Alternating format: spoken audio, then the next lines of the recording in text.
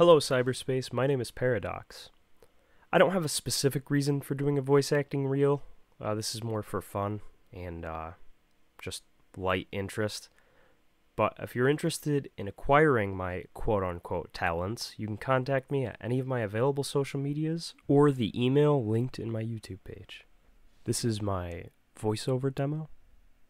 You are one of the top problem sleuths in the city. Solicitations for your service are numerous in quantity. Compensation adequate. It's a balmy summer evening. You're feeling particularly hard-boiled tonight. What will you do? Quickly retrieve arms from safe. You've already got arms, numbnuts. Retrieve your gun. There are dames to be rescued. You are quite positive there has never been a gun in your office, and never will be. Frankly, the notion strikes you as reckless and foolhardy. This is the start of my character dialogue demo, where I will be attempting to voice act two characters in one scene. This should be a proper train wreck. Hey, so what sort of insane loot did you rake in today? I got a little monster poster. It's so awesome. I'm gonna watch it again today. The apple juice scene was so funny. Oh hell, that's such a coincidence. I just found an unopened container of apple juice in my closet. It's like fucking Christmas up in here. Okay, that's fine, but I have one question. And then a word of caution. Have you ever seen a movie called Little Monsters starring Howie Mandel and Fred Savage?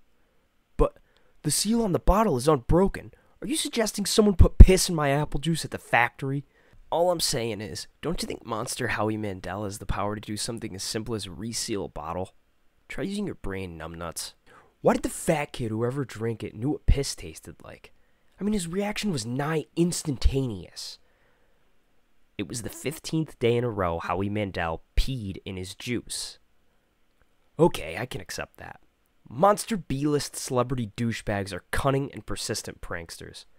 Also, Fred Savage has a real punchable face. And who cares about this? Let's stop talking about it. Did you get the beta yet? No. Did you? Man, I got 2 copies already. But I don't care. I'm not trying to play it or anything. That game sounds boring. Do you see how it got slammed in Game Bro? Game Bro is a joke, and we both know it.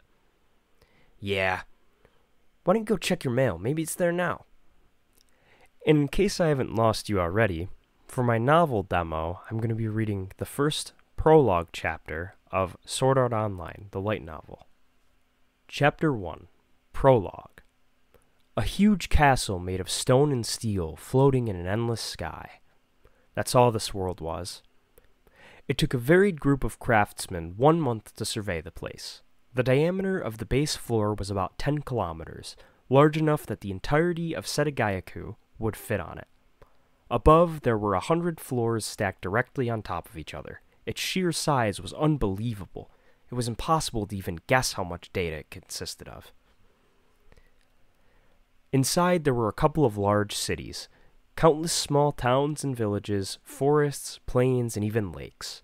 Only one stairway linked each floor to another, and the stairways were in dungeons where large numbers of monsters roamed, so discovering and getting through was no easy matter. However, once someone broke through and arrived at a city in a higher floor, the teleport gates there, and in every city in the lower floors would connect, making it possible for anyone to move freely through these levels. Let's try that one more time.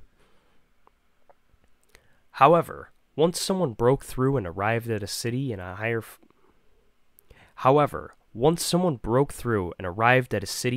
floor, the teleport gates there and in every city in the lower floors would connect, making it possible for anyone to move freely through these levels. Under these conditions, the huge castle had been steadily conquered over 2 years. The front line is currently on the 74th floor.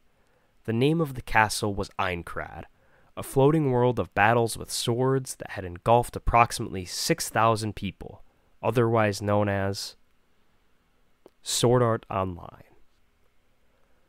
Once again, this cannot be stressed enough. Avoid prospect of copyright infringement by using fictitious movies, names, and places, and so on. Well, fuck.